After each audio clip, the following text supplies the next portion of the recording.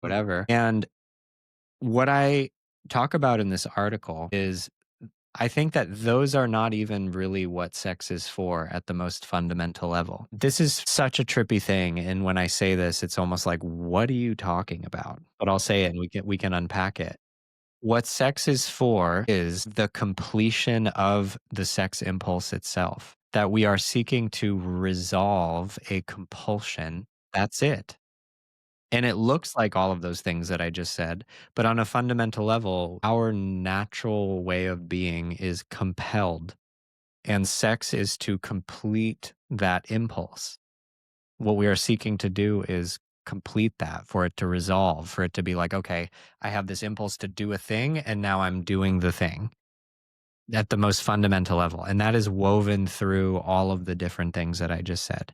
That impulse is about. And it can also get like, co-opted in addiction and codependency and, extraction and self-exploitation and all that sort of stuff. But at a fundamental level, that's what sex is for. That's what sex is, the impulse to be sexual is about, is the same way that you like sneeze or yawn. It's like there's a process. And most people think that the resolution of the sex impulse is ejaculation or peak orgasm. And that is not correct. That is not correct. That is a depletion of the energy that fuels the impulse. It is not the completion of the impulse.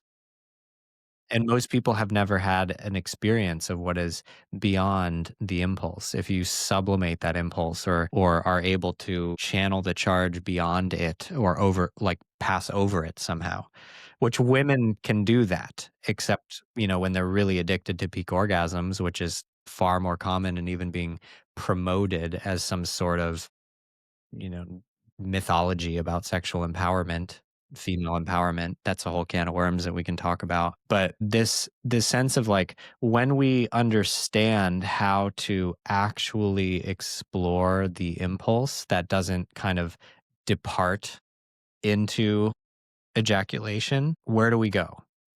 Where do we end up? If we continue to follow the sex impulse, if we are not kind of, ending up spilling out in that way, like literally and metaphorically, where do we go?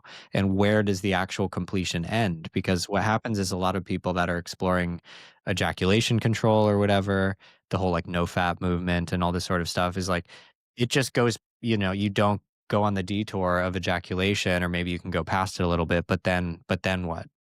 Yeah. Where do you go? Maybe you can bring your lady somewhere, but what about you? Right? So this deep inquiry of like, what is that impulse resolved in? What is that?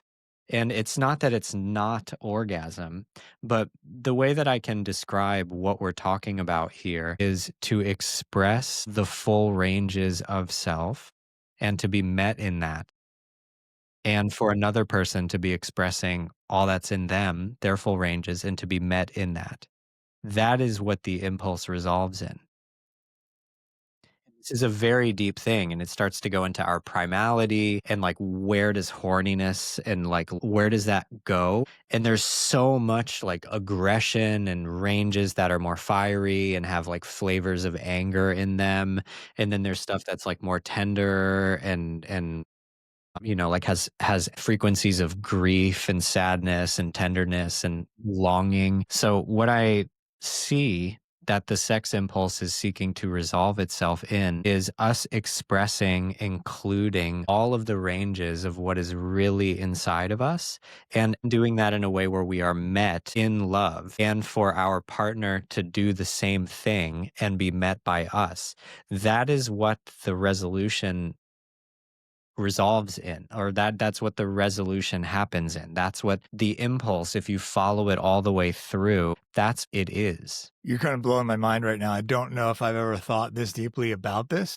I have never heard these thoughts anywhere, Ryan. This is It makes complete sense to me about this impulse. And I always did assume, I was like, oh yeah, the impulse is to sort of get off, if you will. yeah, And yeah. that's true I for, want to I want to release, I want to make yeah. babies. That's what this is. Nature's like, yeah, sorry to interrupt you. For sure. I think that what you're describing is absolutely what goes on, and part of why I feel so inspired to continue to dig into this thing myself and to share and help other people. Because it's like we need the conceptual foundation to then be able to really look at what are we doing? Like, what are we actually doing? We all want to have a great sex life. We all want to feel complete and fulfilled and satiated. And we want whoever we're with to feel the same way. And we want to be really proud of the way that we show up. And it's a part of our manhood, like that's fucking real. And if, the denial of that is some castrating bullshit, it's not real. You know what I mean? And like, I get that people are like, oh, there's all this pressure about masculinity and yada, yada, yada. But it's like, there's a difference between this conversation being about how do we compensate for the fact that we feel unworthy and broken, and how do we actually restore wholeness and be in right Yes. relationship with who we are and with our creativity. Do you know what I mean? It's like this is about authenticity and creativity and being in right relationship with our nature as men and as human beings. It's not like, oh, how do we compensate for the fact that we feel broken inside by being really good at doing things with our penis? Like that's, like that's what it gets wrapped up in. And yeah, I love what you're saying, and I appreciate your, let's say, humility and honesty and the strength that it takes to do that, and just being like, yo. And it's I've spent so much time thinking about a subject in a really unusual way. So, I like to ground it in like, yeah, maybe these thoughts are unusual because of the sources of influence that I've had, and because I've just spent so much goddamn time trying to figure out what the fuck is happening and how to change it. Yeah, I think it's almost like a way of hearing what you're saying is it's almost like I think about, and this is sort of based on my experience and what I know about sort of the cycles of human relationships or whatever, but you become attracted to somebody and you have this vision of like, we're going to sort of hit this level of transcendence, right? Through our relationship. And then it's like somebody lost the map on how to do that. You like sort of do all the physical stuff and then, I think you hear there's a trope that, a lot of our relationships, the sexual part sort of dies out of. And it seems like uh, Yeah, that's you dove into like, okay, this is sort of the map back to that. We had an idea of where we're going, but it's sort of like, I remember the first time I drove out west, I was like, my God, I don't know how to read a map. You could get lost and die out here. It's huge, just mountains and nothingness everywhere. And I'm talking about the Western US, but it's kind of like that same thing. It's like, okay, I did what I know how to do. And I've only had education through, I don't know, porn and Basic Instinct. And yeah. so I guess it's just a myth. And it sounds like you're like, this is the area that you explored and have sort of created a map. Yeah, I think that's a fair way to put it. Do you want to hear more about the map? Yes, I do. Yes. There's so many ways that we could talk about it, right? And there's like, I like this frame. We can say that there are two different lineages, let's say. One of them is really, really, really, really old. We could say it's called biology. Okay. All right. Where there's basically like this whole stream of body intelligence, instinct, intuition. Like, whoa, we have been in a process for however many, 30 billion years or whatever the latest estimates are, the age of the universe, and biological life is however old, however many 5 billion years or something. And that process arrives us at having a body that works certain ways and has certain instincts and intelligence baked into it. Like it's almost like the hardware, right? Like that's it. And then we have this other whole thing, which we could say is culture or lineages. The culture and lineages that most people are connected to as it relates to sex are super fucking weird and dysfunctional and toxic and not good, right? Like they're stacked on top of or have woven inside of them religious indoctrination, like dogma, suppression, all of these like weird myths about sin. Like that's a big part of the legacy that we live inside of the lineages, the sexual culture that we live inside of.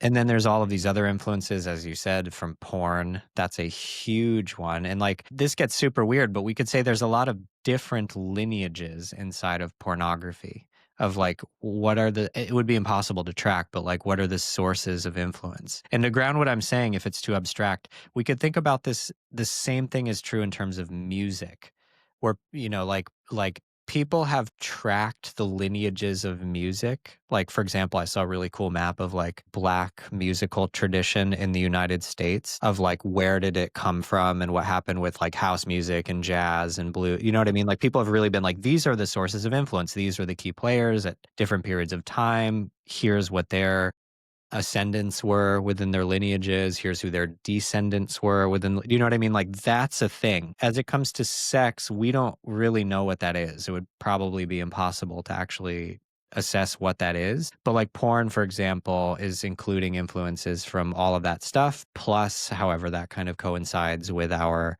instincts, like our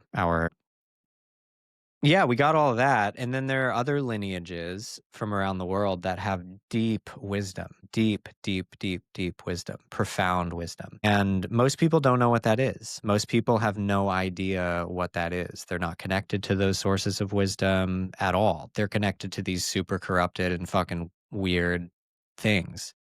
It's almost like most people have never, ever interacted with another human being that has a healthy sexuality. Ever, ever. Like literally ever. They have never even met anybody that is not in a dysfunctional sexual experience. Yeah, it is. Yes, I'm going through my experience right now and just thinking about what that means. And wow, that's, I have a similar feeling to, you know, picture myself sitting in the car being like, well, I feel weird. You feel weird. And it just, that metaphor really carries perfectly right to this Yeah, point. totally. Yeah, I remember once, like, I had this realization when I was in my 20s that I was like, I don't think anybody knows what sex is. Like, we're all just like in this delusional thing. And one of my former teaching partners, his name's Michael Rostowski, a fucking brilliant man. He helped me really kind of frame this, and in the marketing language that he came up with and that we worked on together, there's this frame of like, if you grew up and the only food that you ever ate ever, that you ever saw, that you ever heard anybody talk about was donuts, you would just think that food is donuts. Yeah. How would you know that there's a such thing as a steak or broccoli or like chocolate cake? You would not know. You wouldn't even you also wouldn't know why you feel bad all the time. You would just be like, "Oh, I'm Ryan. This is how I feel." You know what I mean? Like you literally be like, "I'm hungry. I'm going to That have some really, donuts." the You know part what I where you mean? To be said like, that "I'm really, horny. I I'm love going the to part have where you sex." said, you're like, where's that? Why do I feel bad all the time? That seems really applicable to this thing too. Why, you know, why am I not having the sex I want? I'm sorry to interrupt. Yeah, like you wouldn't even think that you feel bad all the time. You would Yeah. just think that I'm Ryan and this is how Ryan Yeah. is. Yeah. You know what I mean? Especially if you never met anybody who had different experiences, which kind of reminds you know, remember that old book, The Giver? I remember we had to read that in like sixth grade. But he was talking about like they're in a dystopic society where they've like eradicated suffering, but then there's like one guy in the village who like has the memories and he like passes them down to the next one who's going to be the giver or whatever. And he's the guy who like holds the information of the real, and everyone is in this like kind of delusional landscape of perfection that doesn't tip over because there's one guy who knows about history and suffering. Whatever. So like there's, you know, it's like we've never even met anybody who doesn't eat donuts all the time either. So there's again, humans learn through contrast. There's no contrast. Everyone thinks that sex is sex, but it's really just donuts. Yeah. It's like literally, that's what it is. That's what Yeah. it is. We Yeah. don't Yeah. understand. It's like people live in a sandbox and they think that it's the world. It's not the world. It's a sandbox. It's like, oh, this is the territory. It's like, no, it isn't. It's not. That's what a bunch of insane people made up and taught each other that you got indoctrinated into when you grew up, and that's it. That's all that is. Mm, And, you know, it's not your fault. It's like, you didn't make that up. The party sure. was going on Yeah. before you got here. It's like, Yeah. that's what, you know what I mean? It's like, you're just like, hey, I'm alive. What are we all doing? Okay, get with the program. You know, it's Yeah. like, that's how it is. Kids are super adaptable. They learn and they adapt and they, you know, it's very sensible. It's a part of our adaptation. It's how we survive. It's how our ancestors survive. The people who did not learn to adapt socially to their environments all died. Like, Yeah. they're not here anymore. The people who did not have those attributes are not here. Yeah. So, you know, there's reason why we have all these adaptations, but they get us stuck because culture is devolving into this really myopic and corrupted perception, which is mythology that is not based in reality. It's based in mythology, and people live in mythology, and that mythology is embedded in and also has embedded in it transgenerational collective trauma that's based in unworthiness and people feeling fundamentally flawed and trying to compensate for that by greed and tyranny and violence and self-exploitation and achievement. And that's the world we live in. That's the world we live in. Yeah, That's the predominant influence of the whole world we live in.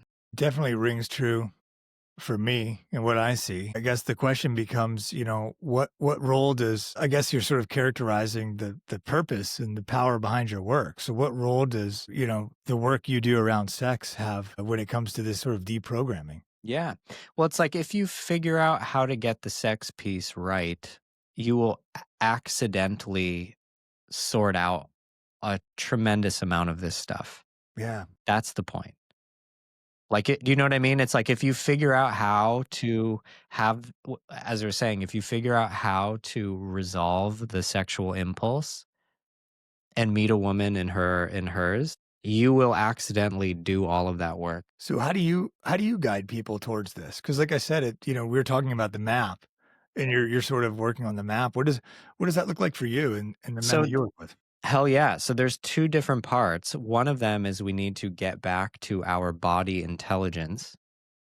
You remember this thing that, Sure. this whole Yeah. this thing, we need to understand what that is again. We need to get back to our body intelligence. And we also need to connect to lineages that are not completely insane and toxic.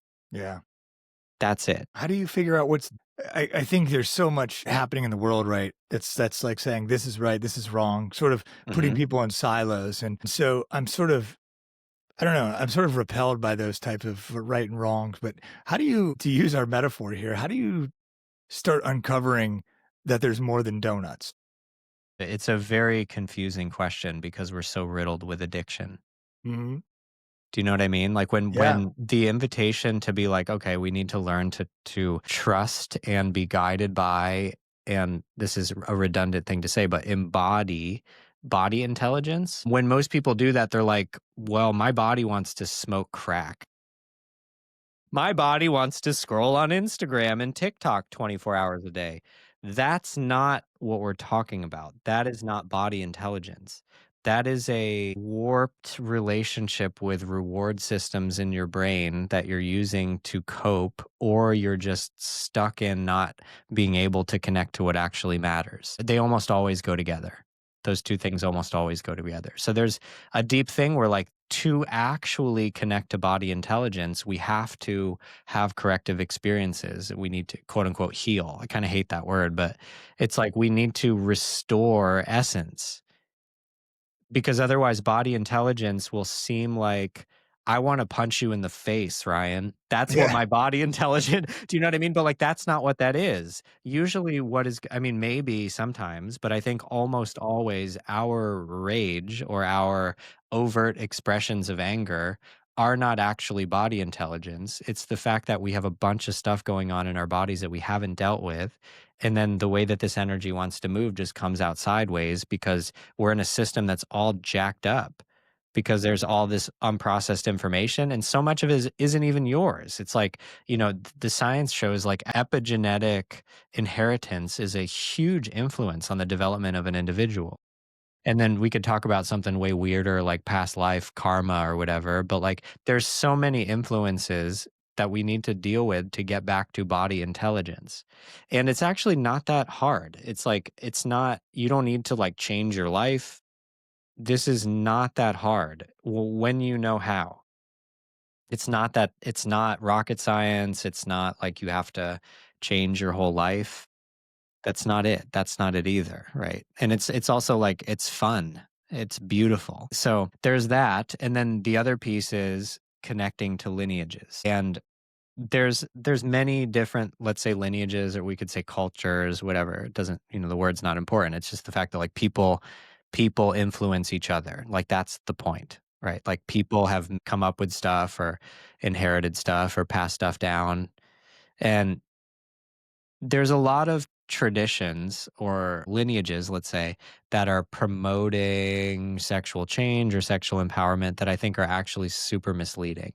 And that's a whole nother problem where like there's a lot of, like tantra schools and like kink and BDSM stuff and like medical sexology and the feminine liberation movement and do you know what I mean? Like there's a Yeah. lot of stuff that is sort of presenting itself as being the lineages that are reliable that from what I've seen does not work to get people to the thing that we said sex is for, the completion of the sexual impulse. And we could also talk about what that looks like what actually happens when you do that, because it is the most magnificent and mind blowing things that you will ever experience. Yeah, let's talk about that. It's like akin to religious experiences. It is some of the most deeply cathartic and meaningful, intimate, touching, transformational. It's like it changes who you are. The people that have had those experiences are not the same people who have not had those experiences. And I think, and this is like, for example, the yogic science and the like real tantric traditions go as far to say that it literally changes the substances of your body. Like your physical body changes. It's an alchemical transmutative process that occurs. And this gets super weird and esoteric of like, why is that like that? Why is that a part of how nature is? That almost like if you follow the line of the sexual impulse, the body or the being or even the identity of a person changes into something that is expanded and more dynamic. Why is that? Like, that's so interesting and reveals something about the nature of reality itself. And different traditions from around the world have been saying this and keeping it very shrouded and hidden and secretive for good reason. But yeah, I want to kind of close some loops here. One of the big things that I think is worth mentioning, like an analogy that will ground this for people to consider, is if you think about music, for example, we were talking about before, if you had a person who on like a instinct level was just like a true savant, if they did not have lineages, musical traditions, the art that they would create would be nowhere near as dynamic as if they were able to like learn Beethoven and Bach and blues and Yeah. you know what I mean? Like it's like they would maybe make some stuff that's like really weird, but like, the musical impulse is a part of nature too. Right. You know what I mean? Like if we look at indigenous Absolutely. cultures or we watch like Yeah. there are a lot of animals that make music. Like this is a part of how nature is. This sense of rhythm and melody and harmony and the division of space is a part of how nature is. It's not just people. So again, if you had a savant who was like unbelievably innately talented and oriented towards that particular kind of expression, if they did not have lineages and traditions and musical culture, they would not make very dynamic and complex art comparatively if they had that kind of Yeah. training and exposure. Yeah. And this is the same thing with sex. Yeah. Like if you could get rid of any influence from other human beings and imagine what a feral human would fuck like. That's a thing, right? Like I don't know what that is, but that's a thing, right? It's like we don't know. We have no idea what that is. There would be no real way to tell. You cannot possibly do that experiment. There's no way to know what that is, but it is a thing. Right. Yeah. Right. Yeah. So, and then we can also look at if you take that human and you start to add on like ethics or whatever of like, how do I not do harm or yada, yada, yada, then then it starts to kind of take shape into what we might call modern human sexuality or whatever. And then we have the sense of like, okay, there's these different lineages of practice. There's some in the like Western canon that usually get erased. And we just think that like the European traditions or patriarchy or whatever, which is completely wrong. There's profound spiritual traditions that have just been erased by mostly the kind of Christian imperialism that just overtook Europe. But there's profound lineages of practice from around the Mediterranean and throughout Europe. And one of the ones that are, I think, most commonly considered is Tantra from India. We could say like the Kama Sutra for a more normal take, or we could go into like tantric traditions for something that's a bit spookier and strange, right? And then in China we have Taoism and Taoist inner alchemy, and sexual kung fu is the way that it's kind of come to be termed in what the West. You can find people that like teach sexual practice through that lens of the Taoist lineages to Westerners as quote unquote sexual kung fu. And there's great information in those lineages, but they are not complete as far as I can tell. People do not arrive at completing the sexual process via these traditions. And I don't necessarily, this is a really important point. I don't necessarily think that that's because of the traditions themselves. It's because the people who developed all of that, they did not have the insanity of the Western person, the contemporary Western person. Yeah, that makes So sense. it's not even like, oh, these lineages are incomplete. I'm not saying that at all. I'm saying that they don't work for us because we're all jacked up and confused about who we are. This is the same thing with like shamanism or whatever. You know, you can't just like pull ayahuasca out of the jungle and think that you're going to have the same kind of experience as those people are. You're Yeah. not. It's not even the same. It's not the same thing. It's Mhm. not even the same thing. Like that's For sure. a part of a holistic cultural process. You can't just take their drugs and have the same experience. It's literally not the same experience. So yeah, I'm just kind of weaving things together here as you're saying, like, what is the map? This is a big part of what the map is. And part of what I have found is tremendously helpful information from different lineages who like really knew what the deal is with like what is possible for human beings to Yeah. experience sexually and relationally, spiritually. And then a lot of it has just come from things that are totally unrelated, like looking at contemporary trauma healing modalities, like body-based healing modalities, has been a place where I've found a lot of really useful information in my own journey and what is kind of infused into my teaching practice and the body of work. You know, we could say like the corpus of what Men of Substance is and what my body of work is. And a lot of it has just come from my own exploration and trying to like figure out how to translate the things that I'm experiencing and what I understand about how they're happening so that other people can follow the breadcrumbs and find their own empowerment. And not even, and there's a distinction here that I think is really important. It's not even like, how do I be like Rob? It's like, no, how is he doing that? So that I can find my own authentic creativity. Yeah. That's the point. That's the point. So how would you somebody who's processing this and they're hearing what you're saying right now, how would you guide them towards, like the first step, right? Say they've sort of, as the example I gave, they sort of had this idea of this transcendent sort of sexual relationship that sort of, was sort of felt like it was going to lead them to this place that you're describing. Exactly. But then they're like, oh, that must have just been a fantasy. And maybe I'm using myself here as an example, right? And so how would you guide them on step one? Finish listening to this podcast. Yeah, absolutely. This is impossible. And what I mean by that, I'm just pouring myself another little cup of tea here. What I mean by that is, as far as I can tell, this process is so complex and personal and riddled. I don't know if people can figure it out on their own. I have had just so much time with my teachers and mentors. It's like, and then I took that information and brought it to the only place that it matters, is like what actually happens. Like what actually happens when you are exploring sex from your own and creativity. But and not even in any sort of sexual context necessarily when I'm describing what I've explored with my mentors. It's been more so them helping me understand, how does consciousness work? Because we are so blind to what is occurring. There's all of these invisible forces that are dictating the tip of the iceberg that we call our personality, and we really have no idea what the fuck is happening.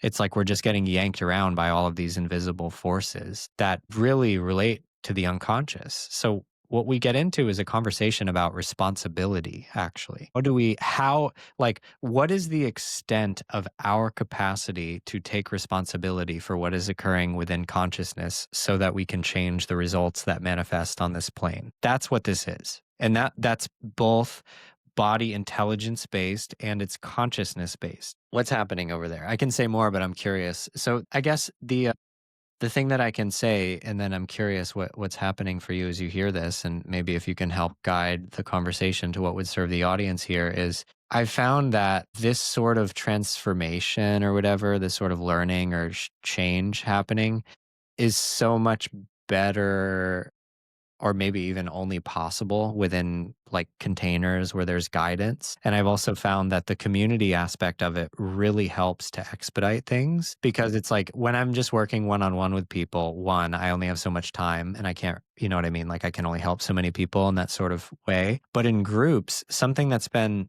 cool and kind of surprising in a way is that sometimes people move quicker because there's all of these reflections and all of these other men that are trying to figure this out, and they're bringing their questions and the stuff that's happening and their wins and discoveries, and we're troubleshooting, and people get way more information, way more, because they're like, oh my God, that thing that he just said just totally applies to me. And there's no way I would have been able to articulate it like that. And like, just like me, and holy fuck, thank you, bro, for sharing that, you know? Yeah. Like that happens all the time. Yeah. All the time. So what I would say that like community and reliable guidance and individual support is how we've architected these programs, is to try to create the fastest and most efficient and thorough way. One that, you know, most people, that's all they need. I don't know about most, but like a lot of people, that's all they need is like an 8-week program is like, that's enough for a lot of people. They're like, okay, cool. But then that's also enough for other people to be like, I like this. How far does this rabbit hole go? Like, Yeah. show me stuff, you know?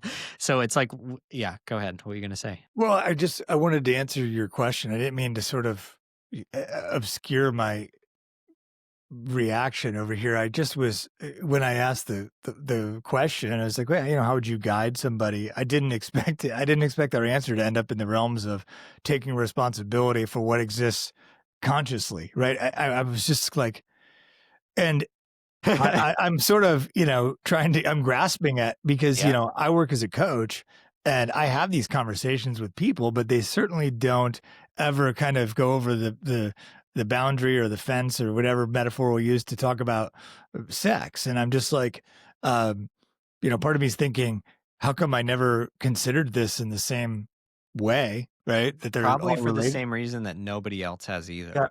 Yeah. And that's, yeah. And so I'm sort of processing this, and, you know, because I guess, you know, I try not to set expectations, but I sort of thought we would talk about, you know, we'd sort of have a commercial conversation about your program here. And, you know, I really want to thank you for we really got to explore some deep places. And I like this. I've come to, in my own personal development, I've come to like this where I'm uncomfortable. Very rarely have I experienced it at a podcast where I'm like, I don't know. I mean, I just haven't spent any time with any of these ideas. Like you said, I'm not sure that I've read anything like this or anything out there. And I guess, you know, I'm trying to keep the audience in mind because I have a bunch of selfish questions, but I want to ask Yeah. you, you know, Yeah. what led you to this work? Me trying to figure this out for myself, Ryan. Well, you spent some time, and you've, you know, as far as we can tell, you've gone deeper than anybody else for trying to put together these different pieces from different even lineages to try to figure out what was, you know, what was left over from an authentic place that sort of got, you know, I don't know, bastardized is the word I want to use, right? And you've kind of just tried to find what really is the authentic thing, as we can best say, is, you know, the fulfillment of the sexual impulse, which, you know, first of all, I've already shared here when I just thought orgasm was the natural, you know, that's just a It's not. stop on the side. Yeah. That's not the point. That's pouring the juice out of the sexual impulse. It's not the completion of it. Yeah.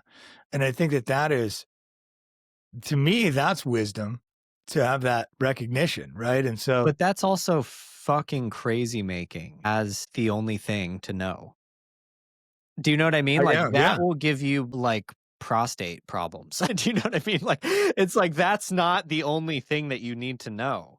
Do you know what I mean? Like so many men are like, okay, now I'm just not coming and I like, you know, like have wet dreams and my prostate feels weird when I have sex.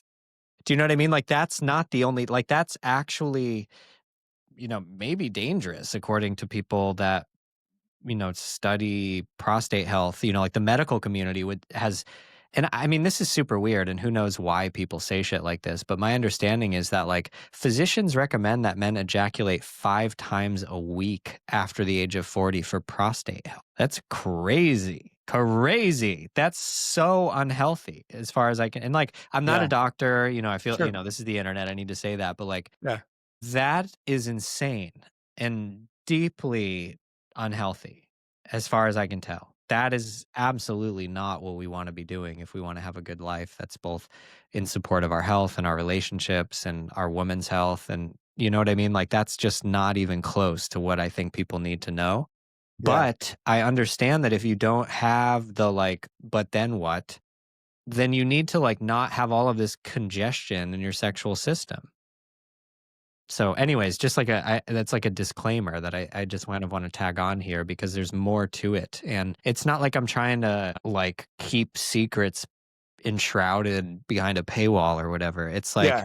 like there's so many things that can go wrong, and it's just way easier to get people inside of like a vehicle that's like you're just gonna get somewhere in 8 weeks and just set aside your whatevers and just see where you end up at the end of this process.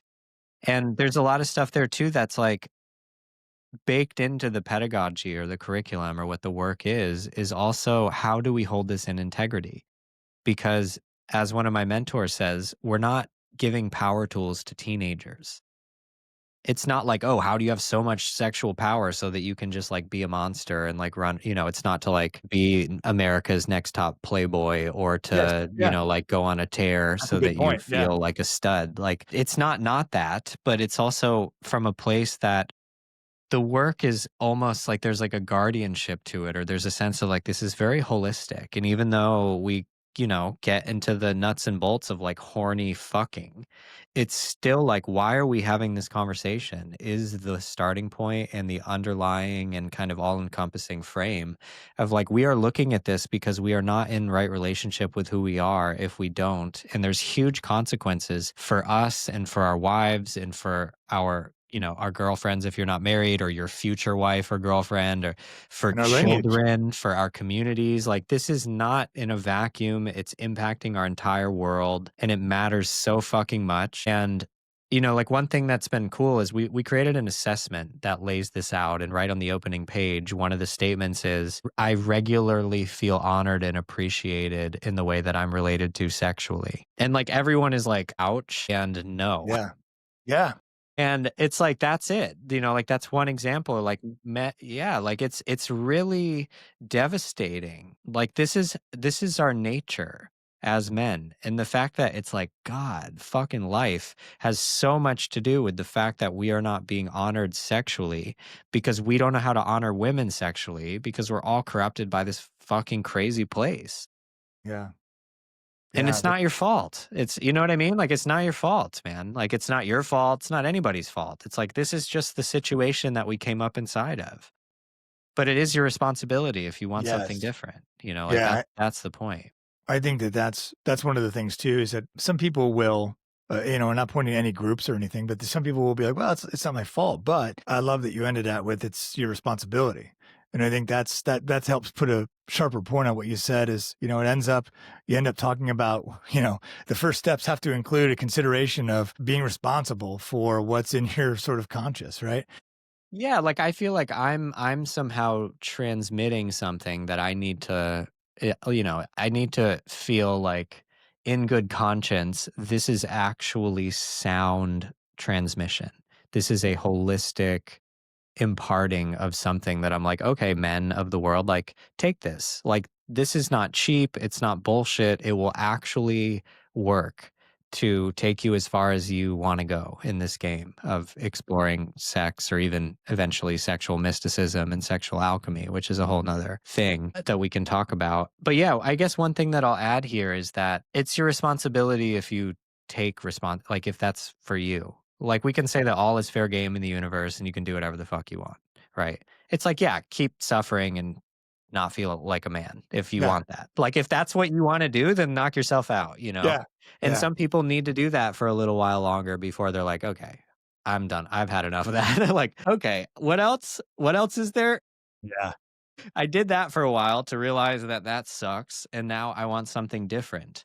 Because I think it's helpful for me in having these conversations to be like, I'm not trying to tell people what kind of values to have necessarily. Like maybe, like do no harm is sound, but like beyond these things that are just pretty obvious, it's like, yeah, do whatever you want. I mean, do whatever you want. You want to have that kind of life, then go for it. Who am I to tell you what to do with your life? But then there's another point where like when I think about the real consequence of like telling people of just being like, this is not okay.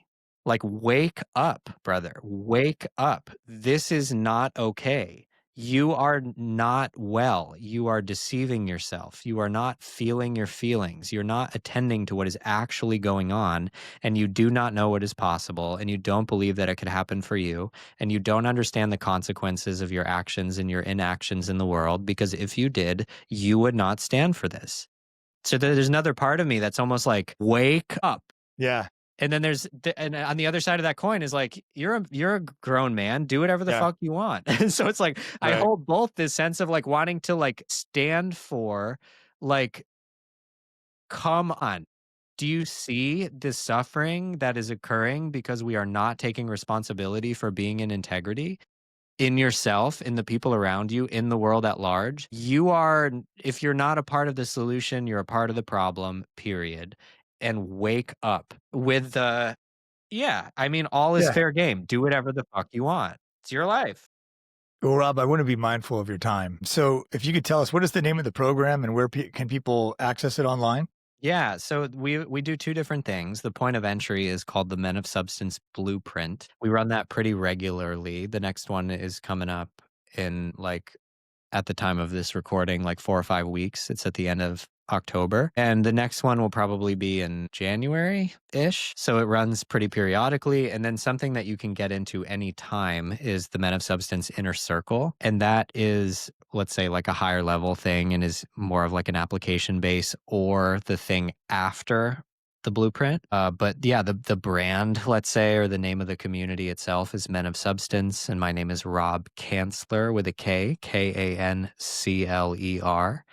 And In the show robkancler.com notes. or at Rob Kancler on socials. And just a quick plug for that assessment that I mentioned. It's free. It's called the Bedroom Compass. So if you just go to bedroomcompass.com, you'll find it. It takes like 10 minutes and it just like lays out what are the building blocks of what we're talking about here. And it gives people a clear reflection of like, here's where you stand and here's what that stuff is in the first place. Yeah. So yeah. And if you're interested in this stuff and you can't find your way, and just find me, and me or my team will help you. Well, thanks for this profound conversation. It's really kind of blowing my mind here. So I really got a lot of value from it. And thank you for the courageous work you're doing. It definitely has certainly sparked an interest that I haven't considered before. Thank you, Ryan. I mean, I'm honored. For me, I also feel um, amazed when people share appreciation. I'm also like, I'm right there with you. I feel like Yeah. at your side more so than the Yeah. recipient of that, and maybe I can open more to receiving appreciation. But there's some my first impulse is just like, I agree. It's amazing, and I feel deeply honored to be a part of this process personally, and it's beautiful. I think that comes across in the way you communicate it too. So Thank thank you, you Ryan. again. You're so welcome. Awesome.